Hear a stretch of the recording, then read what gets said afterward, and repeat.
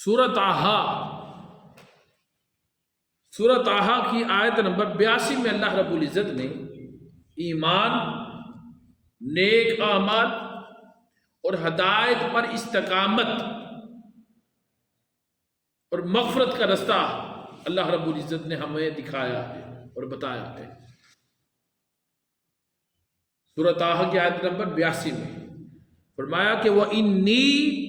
لَغَفَّارٌ لِمَن تَابَ وَآمَنَ وَعَمِلَ صَالِحًا ثُمَّ اهْتَدَىٰ۔ فرمایا بے شک اللہ رب العزت اپنی بات فرما رہا ہے کہ بے شک میں بہت زیادہ بخشنے والا ہوں، بہت زیادہ بخشنے والا ہوں، اور اس شخص کو جس نے توبہ کی اور ایمان لایا اور نیک عمل کیا اور پھر ہدایت پر قائم رہا، اس شخص کو میں بہت زیادہ بخشنے والا ہوں، بہت زیادہ بخشنے والا ہوں۔ اب دیکھیے اللہ رب العزت نے پہلے اعلان کر کے بتایا کہ میں بہت زیادہ بخشنے والا ہوں۔ کن لوگوں کو؟ ان لوگوں کو، اس شخص کو، اس بندے کو یا اس بندی کو کہ جو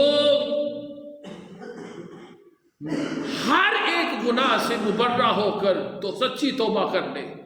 جو اس نے میری نافرمانی میں میرے دیے ہوئے دین اسلام کو کی اطاعت نہ کر کے جو اس سے گناہ سرزد ہوئے ہیں، اس سے سچی توبہ کر کے اگر وہ شخص سچی توبہ کر لے اور ایمان لے آئے اور میرے دیے ہوئے دین اسلام کے نظام کی اطاعت اور اتباع کے مطابق زندگی گزارنا شروع کر دے،